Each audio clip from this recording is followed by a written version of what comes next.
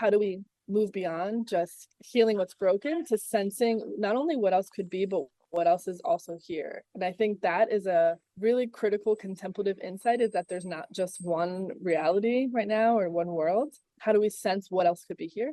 And I think that's the for us, the lifeblood of the work is like, we're not, the suffering is not the only story here. We're not just stuck in this one imagined dysfunctional world. There's lots of also beauty, joy, other things happening, other worlds that have been, other worlds that exist alongside this one. How do you develop the skillful action, whether it's in your sector or your community, to really engage practices that support that the unfolding or the manifestation of more communities that are grounded in that care.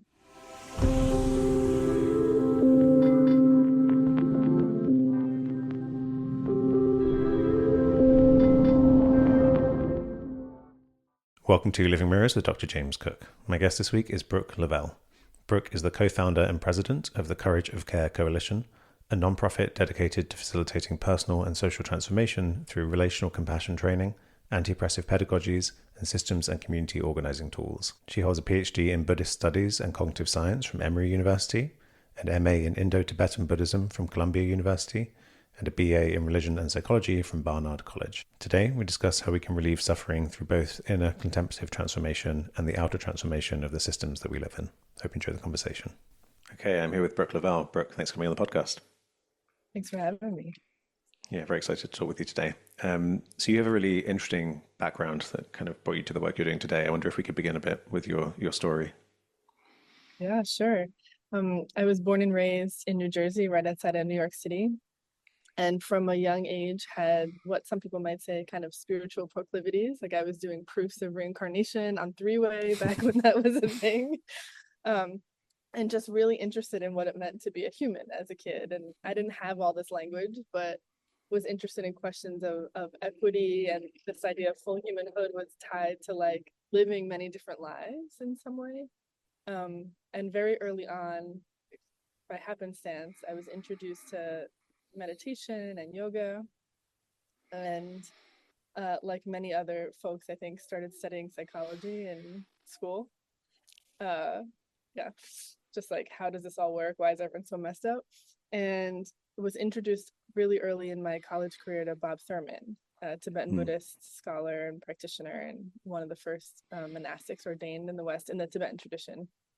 And he just blew my mind, and that entire tradition just blew my mind. And so I just followed that thread and was really obsessed. The short story is I was really obsessed for a long time with different models of mind and enlightenment. Like, what does it mean to wake up? And then how do you get there? And there's some really tense debates within that tradition that I think have parallels in other spiritual traditions about, is the process of awakening gradual or is it immediate? And what does that mean in terms of reality and how we orient to it? And I followed that for some time and was doing work in healthcare and education. And that's when I started to, I guess, really feel like my practice and my approach was incomplete without a really deep understanding of equity and justice and social movements. And so I'd say the last decade of my life has been trying to integrate that spiritual frame that is core to everything I do with a justice and liberation frame. Like, what does that mean for us and how we live together? And so fast forward, that brought me here into the work of courage. Yeah, I think that the piece, those things that I guess in our culture are often presented as two separate pieces, where you've got the kind of the inner contemplative work, and then you've got the outer work of kind of caring for others. In these traditions, right, they're not, ethics is at the core of most religious traditions, right? So there is this kind of relational aspect that you've been kind of bringing back in with your work. And I guess with the kind of the individualized, you mentioned kind of models of awakening, the way it's kind of common for it to be presented in the West is that, this is about you, and then you kind of disappear into your own enlightenment, basically, and then it's not about anyone else at that point, which to me always seems, if the ultimate insight is that there is no self, to not then bring that into the world and try to help others. What's your freedom for if it's not to help free others, really? Yeah, totally with I you think on that. I mean, on that individualized aspect, right? So Yeah. you've been doing you've kind of come along with the development of the field of contemplative science in the West in terms of like how it's evolved. Did Mhm. you find that kind of the models of kind of how it was deployed in clinical settings and things? Did you struggle against that kind of individualization early on in training in this Yeah, stuff? for sure. For sure. I mean, I think a lot of so I'm based in the US, and I think a lot of the ways that Buddhist traditions, and there are many. Most of my work has been in the Tibetan Buddhist tradition, but the ways those traditions were like transmitted, assimilated, adapted was really often, if we're honest, not just through a North American cultural lens, but very specifically through a white middle class lens with all Right. the trappings of white supremacy culture, capitalism, a sense of urgency, a hyper sense of individualism, even a hyper sense of rationalism too, I think is Hmm. kind of predominant. Um, there's been lots of work around Buddhist modernism, like talking about this. And um, for me early on, and it's an interesting, it's like how does one grow, how, as I start to learn and see what am I seeing newly, but also how is a field developing its own kind of collective consciousness or awareness. And I do think early on there was an attempt in the like early modern mindfulness movement, especially in clinical settings, to try to like make it make sense. And there's a certain pragmatism to that, to sort of adapt research in terms that a clinical frame would understand, or a modern biomedical frame would understand. And there are often also huge disadvantages once you start to play the game of framing and shape shifting in a way. And I think there's been beautiful work around the intersections of Buddhism and science in different ways. And a lot of that has been about like, the underlying frames, and are we even talking in the same world? So that's interesting to me, but I do think the relational frame is taking off. Like I think things have moved from hyper individual frame to now there's more of a sense of a relational framework. And I think people are more comfortable seeing and adapting the underlying relational frame in Buddhism, much more comfortable speaking about devotion and fields of care and mentors and teachers in ways that was slightly um, less welcome even just a decade ago. And I think contemplative practices are also adapting in that way. I see a lot more, I mean, we do this work at Courage, but I see a lot more relational work happening. So where it's not just an individual contemplating or doing a somatic practice, but a lot more interactive, interpersonal. Where I don't think we are yet, but I think people are trying to sense into, is what is that collective piece? So now beyond the dyad or beyond the interpersonal, what really is a kind of collective frame for liberation, for healing, for practice? I don't think the field is aware of itself in that way, or like there yet in terms of capacity or theory. Yeah. Right, right. Yeah. Yeah, and it's interesting you mentioned I think the yeah, so I'm coming at this as a scientist, as someone who's very interested in that kind of. You mentioned this dominance of the kind of rational approach, secularizing kind of approach, and I'm also very aware of the toxicity of that when it kind of when it's deployed uncritically, because I feel like the epitome.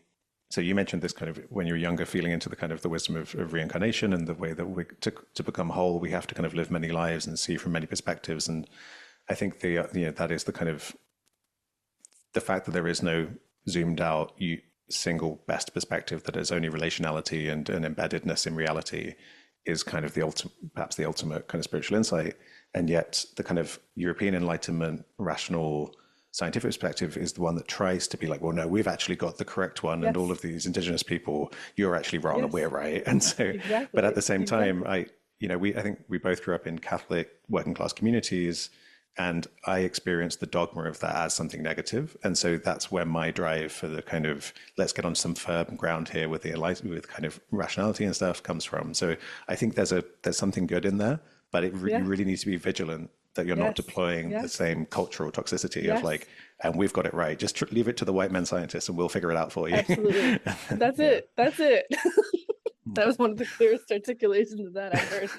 No, that means a lot coming from you. Yeah. So I mean, well, maybe if we can get into some, I don't want to just keep you talking at the kind of the big zoomed out level, because there's lots of great kind of very tangible stuff you're working on. So compassion's another kind of thing that you trained in mindfulness, and then and kind of bring it into understanding care. did you work in care work for a while? Yeah, I mean, in the sense of in the social service realm, Right. in that sense, that we can, yeah. Yeah, because Yeah. then when you begin Courage of Care, I've seen, there's some earlier talks of you speaking where it seems to be more focused on sustainable compassion training for people in caring professions. Did it Right. initially begin as more focused on that and then zoom out? Because I became interested in it because I was feeling into kind of like the world's messed up. We need a bottom up, transformative, contemplative model of like how are we going to get to a better place. And I came across your work and I was like, okay, this is one of the sanest people I found in terms of articulating this vision. Yeah.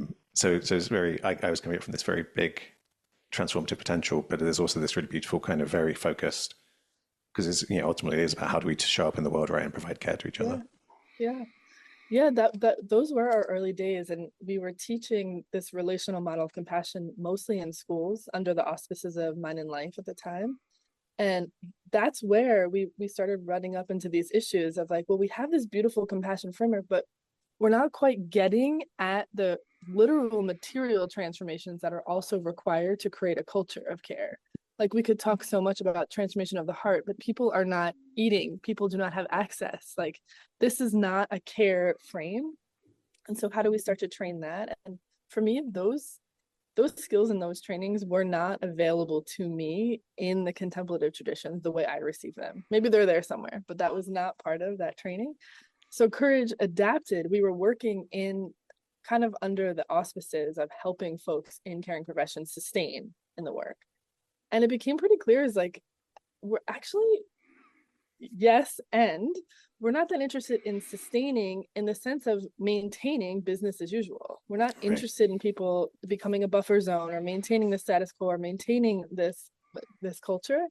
What we're really interested in people who want to let go of something to let something else come in some way. That's actually more interesting in this point. Yeah.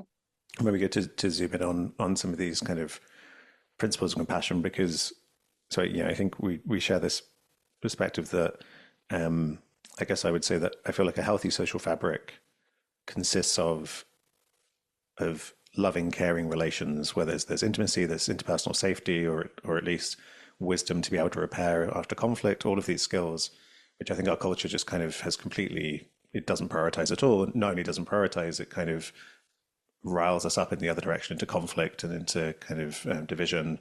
And yeah, I can see the perspective you're coming from when you say that you're not interested in just maintaining business as usual, because if you're trying to put out these fires and you're trying to heal people, mainstream culture is pouring gasoline on the fire and trying is kind of actively invested in kind of wounding us and keeping us disempowered and keeping us from being from being empowered. And so I guess if we zoom in on some of this kind of psychology of or the different aspects of care and compassion, because it is a tricky road, I mean, it's a to go into what it brings up for you and to play this out in relationship is the project of a lifetime, I think, right? To kind of continue to learn. So yeah, I wonder if you could say a bit about, because I've seen you speak about different modes of care and different kind of psychological aspects of care and compassion. So I'll give you the floor to explore that. Yeah, that's such a good question. I've been thinking a lot lately, again, in a renewed way about compassion as a stance, just a sort of orientation to the world. And we mostly draw, like the way I've been introduced to compassion in ways that were most enlivening to me were the sense that compassion, there are skills and capacities that we can train, right? Like we can train to learn to sharpen our empathy. We can learn to develop insight into the world that we live in, to understand really the nuance and different kinds of textures of suffering, right? That gives us, I think, almost it's almost like, I don't know, it's like a tuning fork. Like I think the more we understand the logic and system of domination and oppression, the more we can start to see patterns of suffering that might have been unavailable. So it's sharpening a sensitivity and awakening, I think, a sensitivity to how profound suffering is and how interconnected it is. The flip side of that, of course, is like how interconnected and alive like joy, love, creativity are too. Like that's the exciting edge for me. The model that really spoke to me was not one of training to acquire all these skills, although I think that's part of, you know, growing.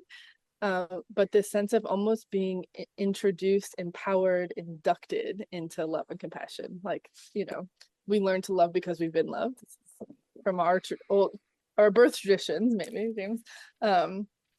But that sense of like learning to see the ways that we're held, and I don't just mean by other humans. This could be a spiritual frame by other spiritual beings. It could be by the earth itself, like that sense of feeling, or even feeling that sense of interconnection. The more we can trust into that, I think that opens a capacity of the heart to be open to, available to others in a kind of way.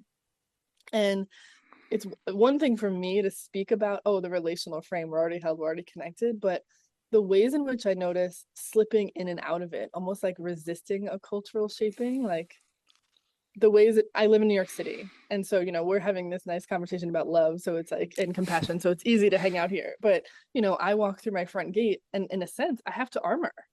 It's part of the culture here. And so there's also like all of these, almost competing conditionings, like working against that kind of softness. And I'm not trying to say that compassion is about softness or just openness without but a way of constantly trying to like, am I in the stream? Am I in that flow? Am I in that sense of like, because for me, when compassion is on, it's non-effort. It's no effort. It's like a flow. It's like something moving through you that's almost beyond you, right? To point to Right. this, like, yeah. Yeah, I I just think that, babbled a whole lot about no, that's compassion amazing. right there. And that's perfect. And yeah, it makes me think of what you said earlier about the kind of different models of awakening with the kind of direct and gradual paths, and the wisdom of the direct insight that it's, as you say, kind of it's already the case that we're held in networks of care, and we kind of armor ourselves and kind of close off to it because, I mean, care often invites us into face whatever it is we're holding that needs to be might want to be released or unburdened. But then there's this anxiety, like, is it genuinely safe? And as you say, do I need to armor right now? So there's all that needs to be navigated. But when you actually let go, as you say, it moves through you in the sense that, even scientifically, people are moving more and more towards a kind of a relational metaphysics of like reality is interconnectivity, it is interdependence, it is relationality, and so you can get into that sense of tapping into the fact that connection support is already the way of things, and it's a matter of opening to what already is. It's not that you need to go out and make it happen. I mean, obviously there could be relative level changes in your circumstance if you're interpersonally or whatever, but I think that idea that it's a natural capacity we have.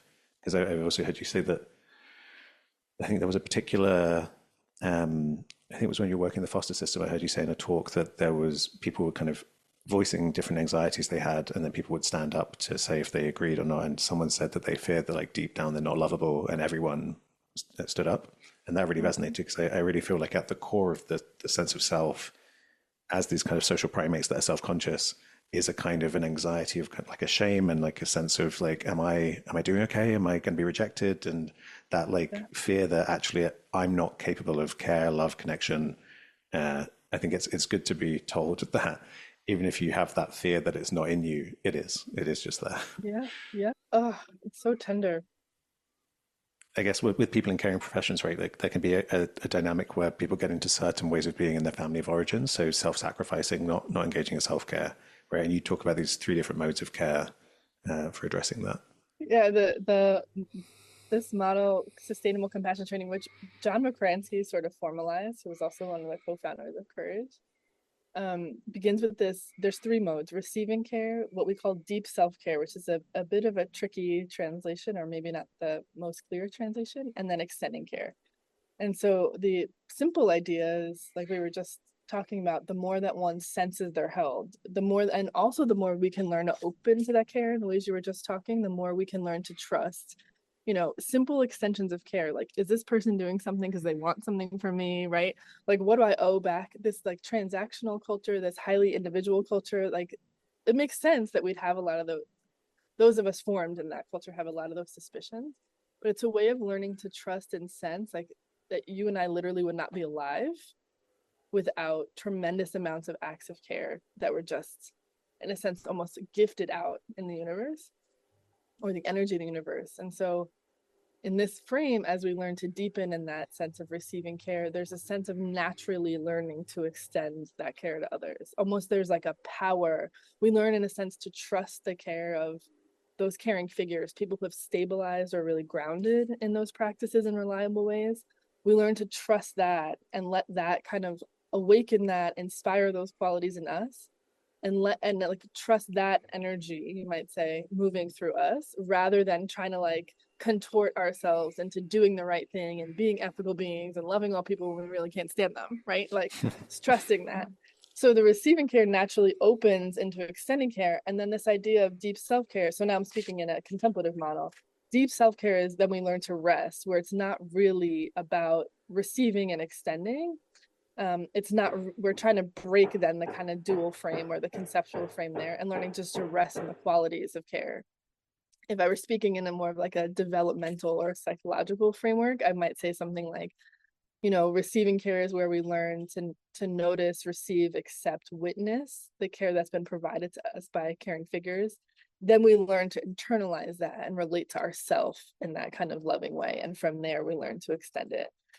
And for us at Current, we always say, like, it doesn't matter, and on some level what your framework is, like whatever gets you closer to care, just do that, but I think those are slightly different orientations also coming into care. Right. Yeah. And so I think in another talk, so you say that there's kind of, you can talk about these two psychologies underlying compassion, and one is kind of engagement, turning towards the suffering of others, and then the other is action, which is, I guess, performing care. And so I think you said that care and compassion, you'll often talk about them basically as the same kind of thing, because I guess the compassion naturally extends out to care. And you also quoted someone who was talking about compassion as in terms of like feeling into the causes of other people's suffering, which really resonated as a kind of, if in our individual contemplative journeys, we feel into our own suffering, our own desire to relieve that suffering.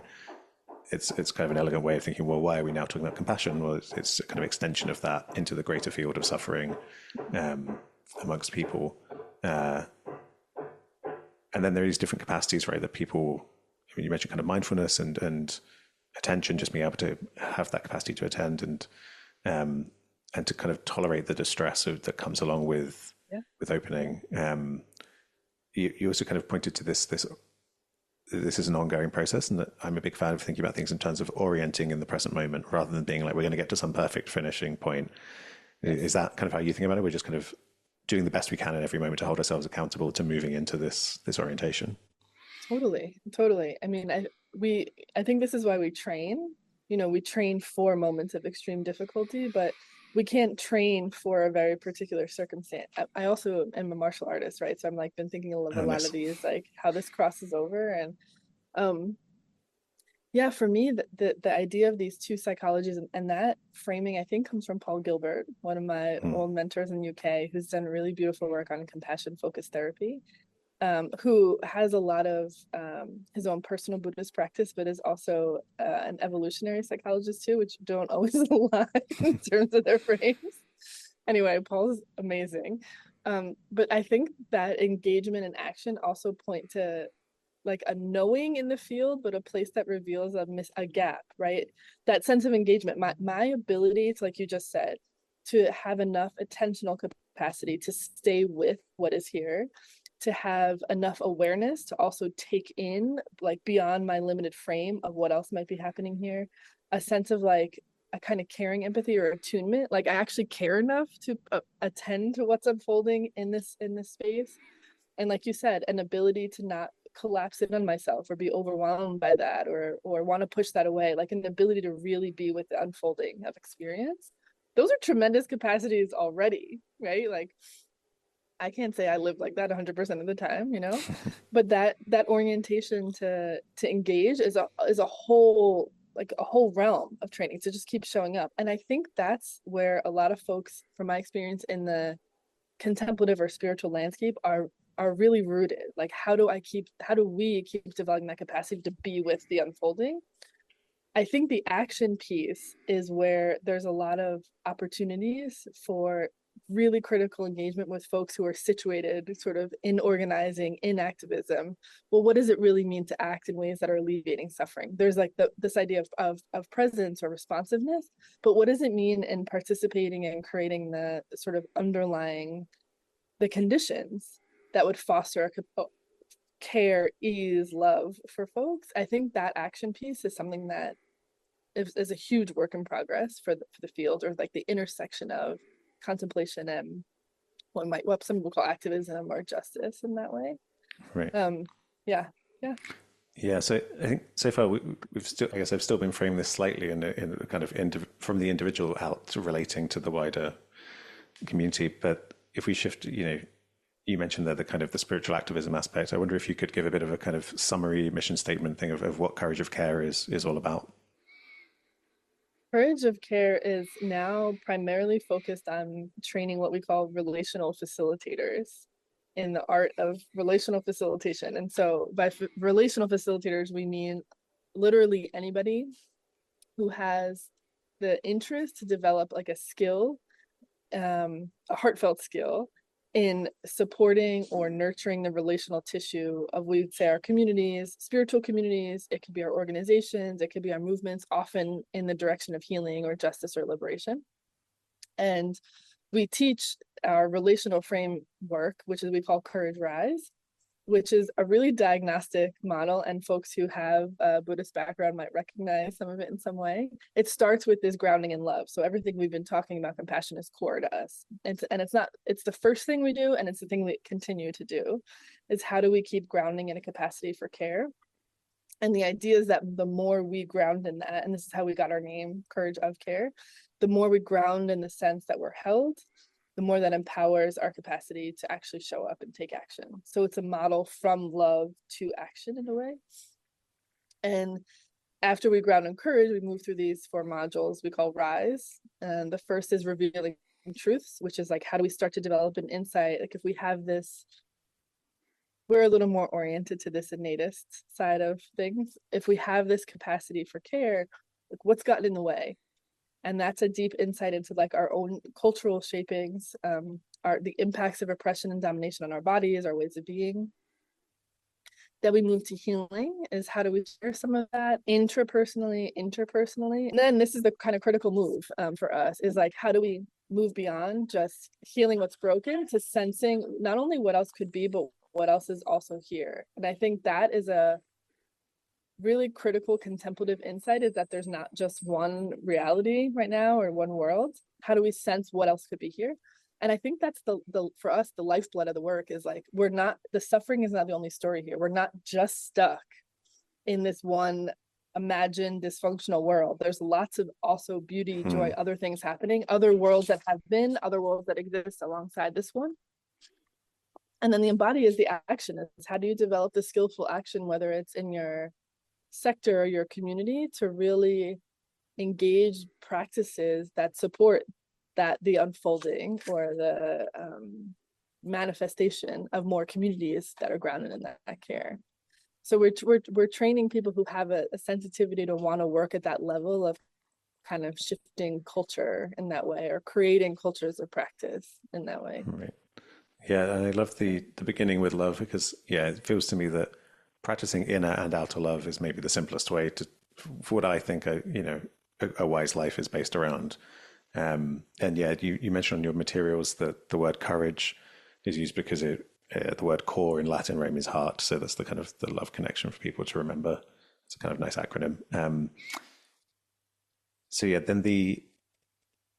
I really, really love what you said about when you sense into different ways the world already is, different kind of framings or narratives about the world is, because it's so easy, at least I find it so easy to get stuck in a single solidified narrative of everything's messed up.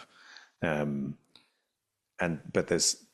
the world is so multiplicitous. There's so much going on. There's so many different lenses and things you could zoom in on. And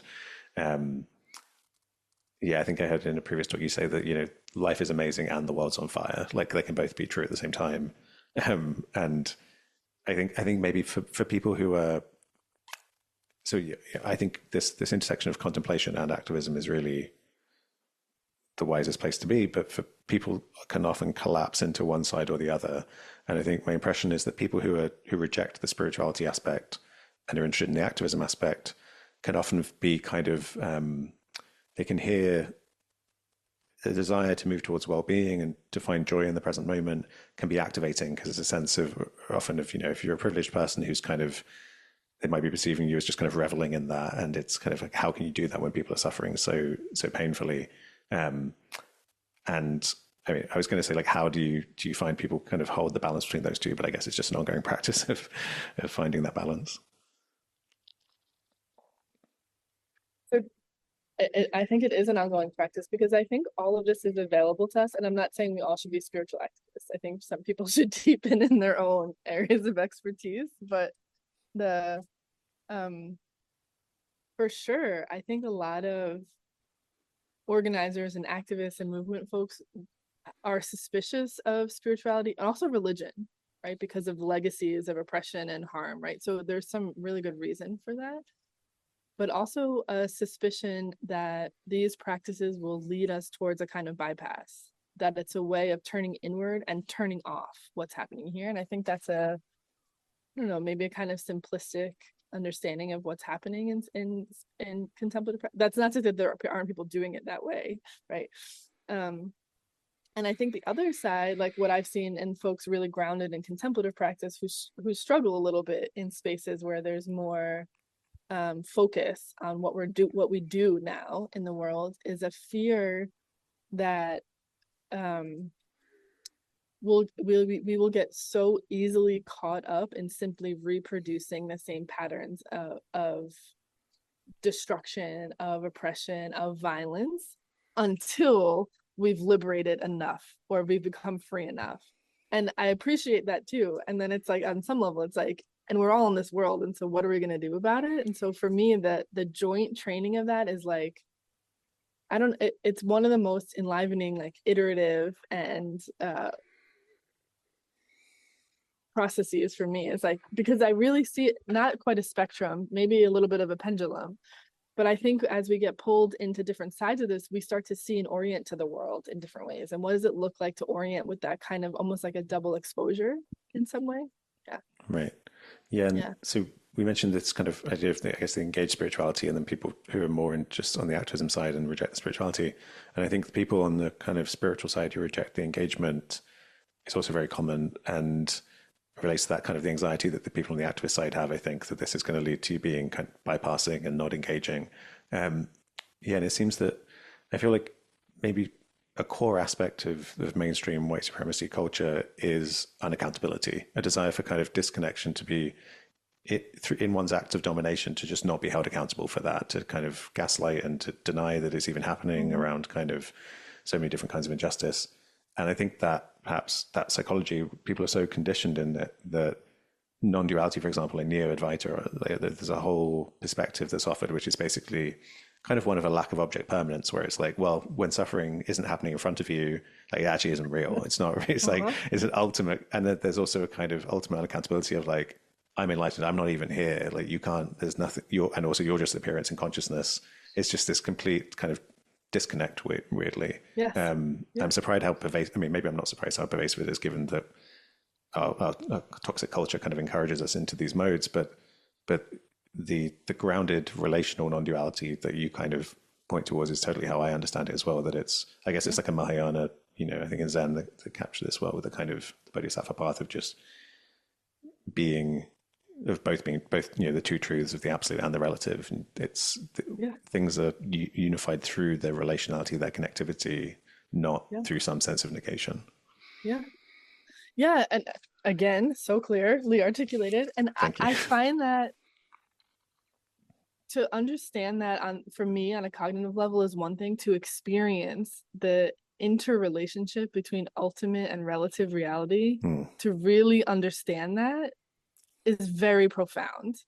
And to move from that, to live from that in a way, I think is what the spiritual activists are actually kind of up to. And I think it's in a, so the jostling or the tipping between it's ultimate and relative, which this is not the only way to draw this out, but to like everything is fine and everything is shit, I think is Right. the ultimate and relative colloquial split. And I think it reflects a challenge that many of us have, is to hold multiple levels of truth at the same time. And I think that's also the challenge to bring us back in spiritual activism. Is, if I were to say, I think one of the splits we're encountering is in kind of modern spirituality. We have this real focus on individual transformation. That's kind of a driving, or I'd say really dominant framework of transformation. In the world of activism and organizing, we're talking about systems change. We're talking at different scales. And I think one of the struggles or splits is that we don't know how to hold those multiple layers of reality, of truth at the same time. And so I think for us, the practice is, how do you stretch enough to be able to hold that and experience that? And our way of doing it, we would say, you know, transformation requires all of this. It requires personal change, it requires institutional change, systems change. But the way we work is at the level of culture, which for us is like, that's practice, that's policy living in the body.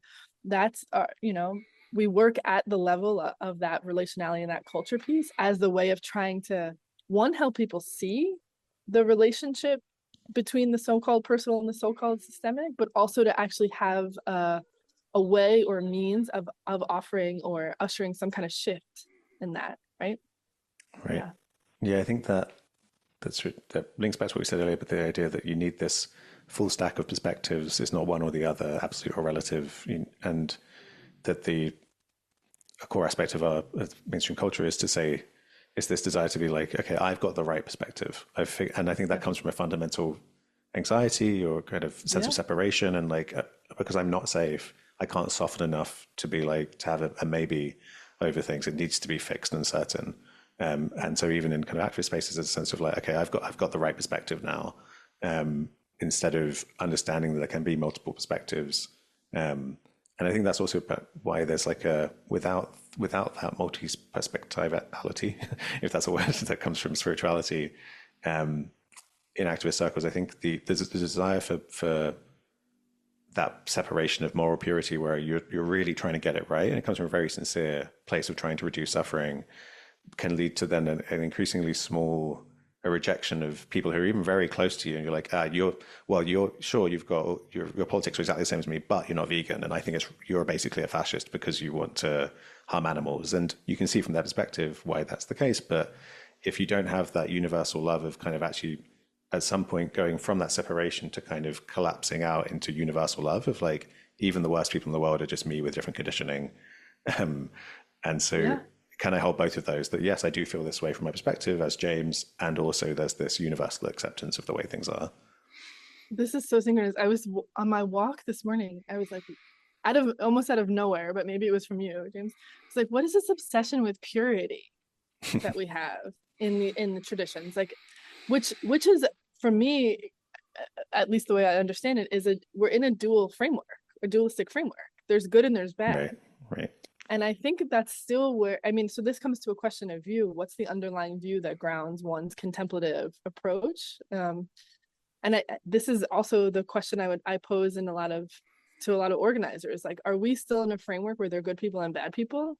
Like, if we really are looking at, like, we're in a way, we're all complicit in different ways, impacted in different ways, right? I don't want to flatten power and all that, but we're all part of this. And this obsession for purity and like lack of accountability, or I also think there's so this is view, right? It's like, what view is grounding us? Are we in a dualistic frame? If we really take seriously a non-dual frame, we're not even talking about good and bad anymore, right? And that's not to say anything goes. Like, so this is like it's a little bit of a slippery slope, or a little tricky, but we're not saying anything goes at the same time, but there's not this obsession with purity and like getting rid of.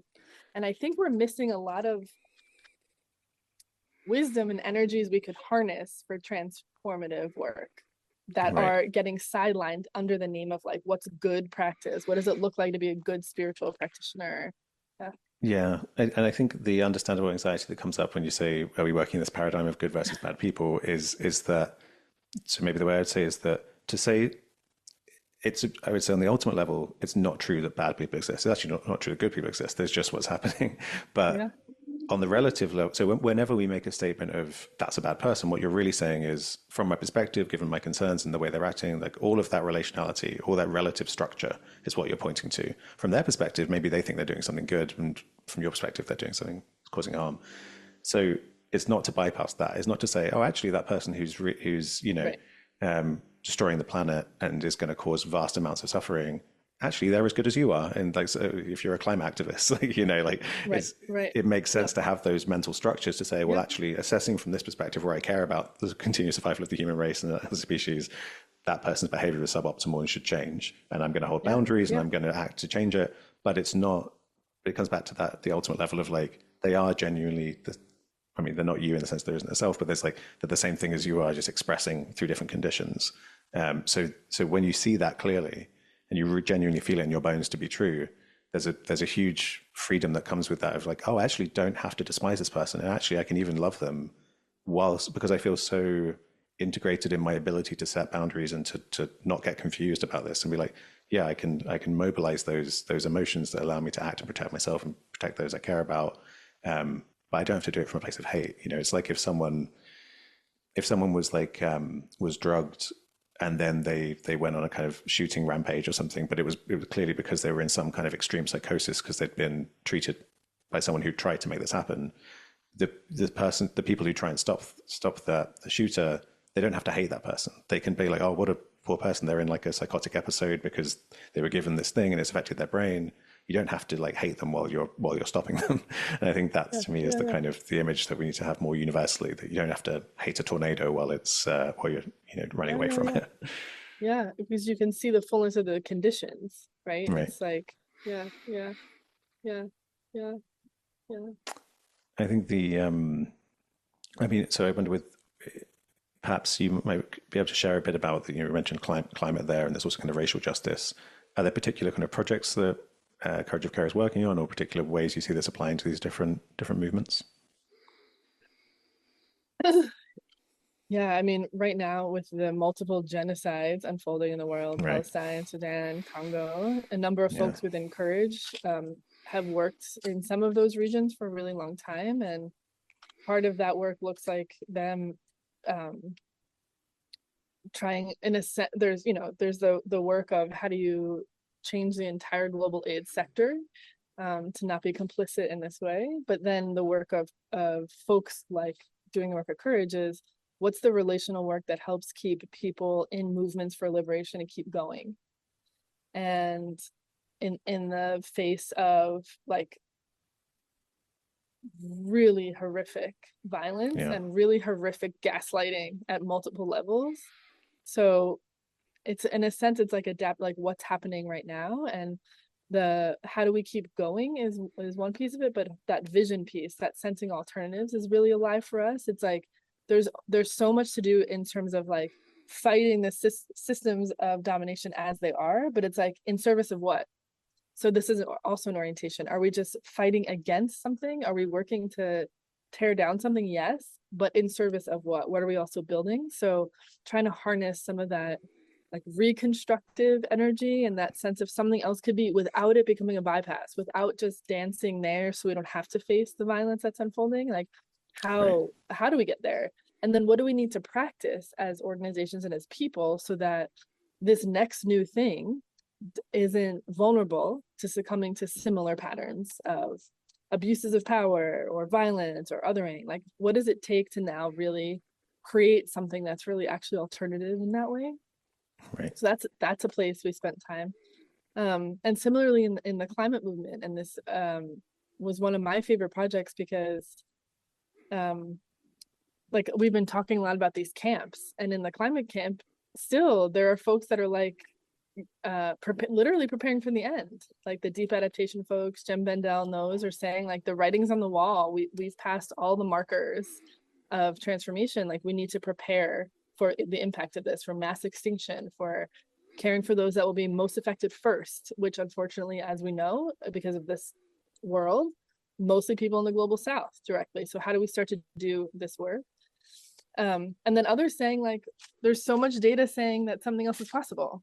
We just we're at, like the Joanna Macy's, we're at the verge of this great transition. Like, we have to work for it. And for us, our work at Courage has been really trying to orient to both of those positions plus, because we don't know what will happen. And to connect to our like last conversation is like, how do we do this in a way where we're still just grounded in cultivating the qualities of care, of love, and compassion, not knowing what the outcome will be. So it's almost like a commitment to the practice itself in that way, and a sense that whatever we're doing, like to prepare for the end of the world and to prepare for the great transition, are both practices of care if we take that seriously, right? And so how do we start to see like what aligns us with care in that way is sort of where we're living right now.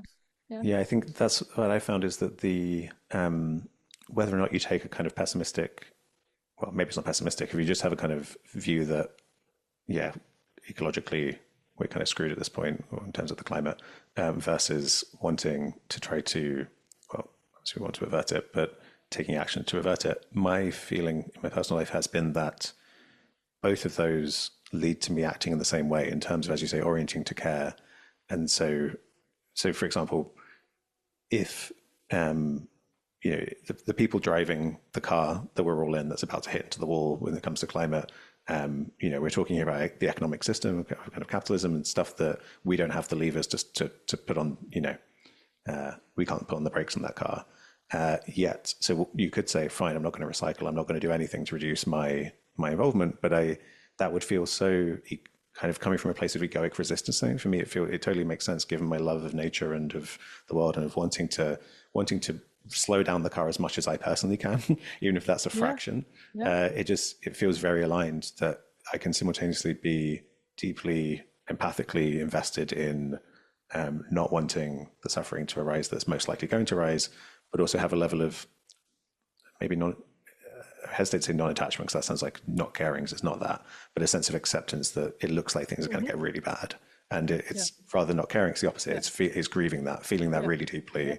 But yeah, so when in that way, they all meld together into one way of being in the world, which is really just a way of being based in love, in that kind of contemplative way of in every moment orienting to do the best you can. But I imagine they're probably, when you're more in the weeds on this stuff, I guess there are harder decisions in terms of like, you really do have to get more into your head in terms of like, should we focus on this because we're hoping that it will avert climate catastrophe, or should we focus on this because we've accepted that we're not going to avert climate catastrophe?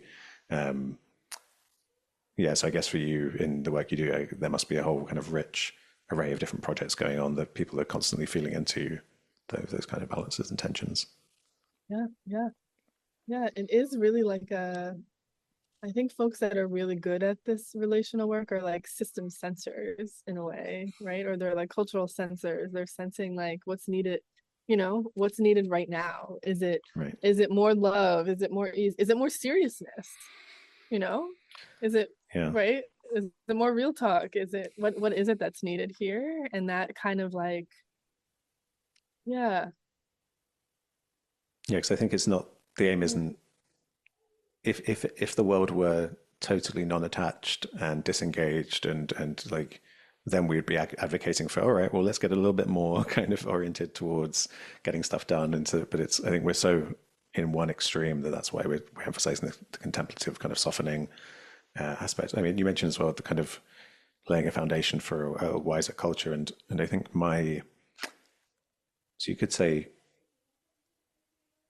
from kind of teenage years, it was very obvious that, it was very obvious to me that I wanted a more socially equitable world, but I didn't want a world based on authoritarian kind of systems that kind of imposed in a top-down way.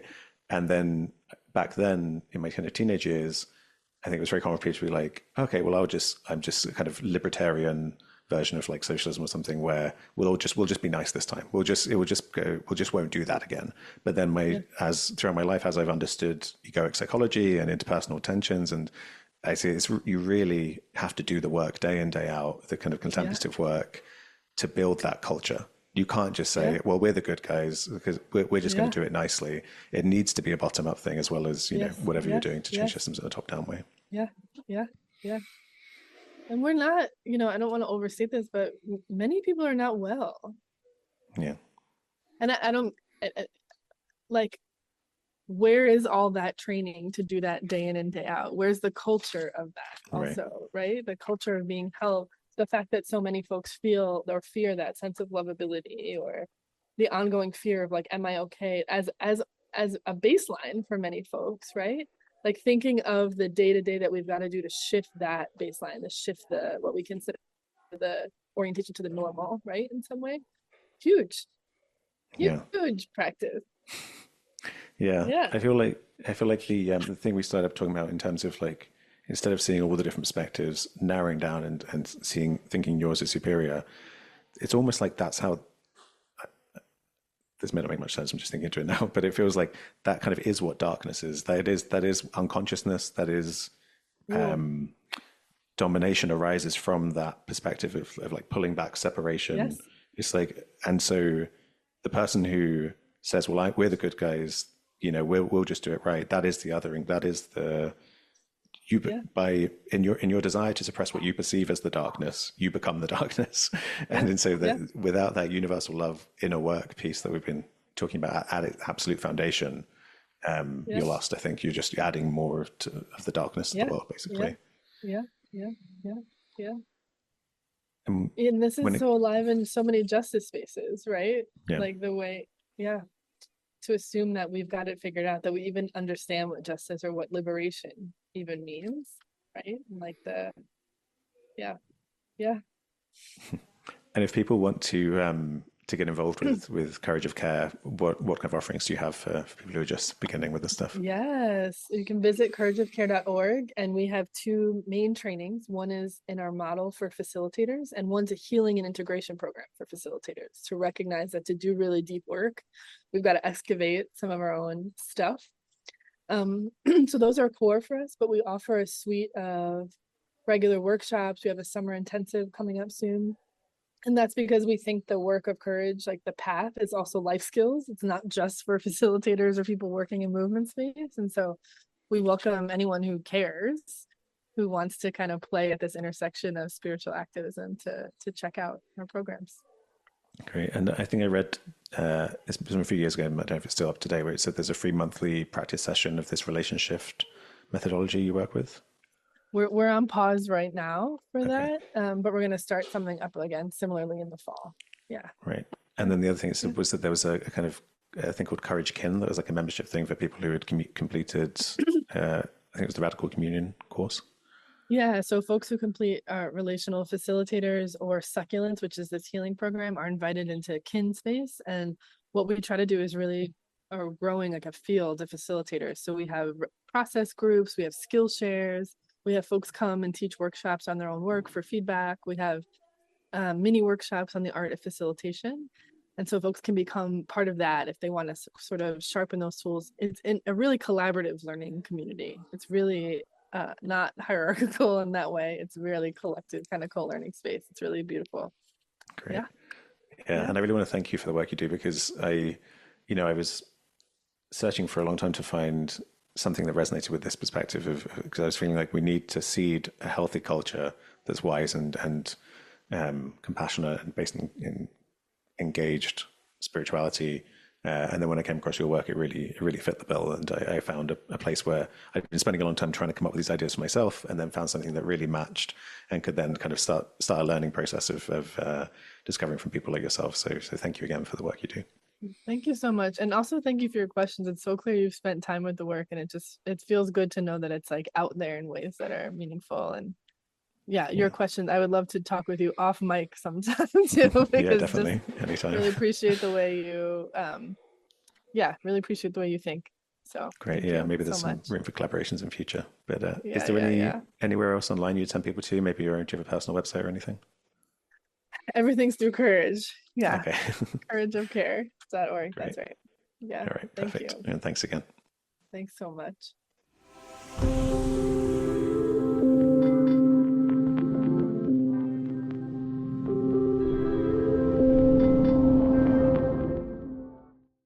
Thanks for listening. If you're watching on YouTube, please like and subscribe. And if you want to help the podcast reach a wider audience, you can leave a review on Apple Podcasts. Finally, if you want to offer financial support, you can go to patreon.com/Dr. James Cook.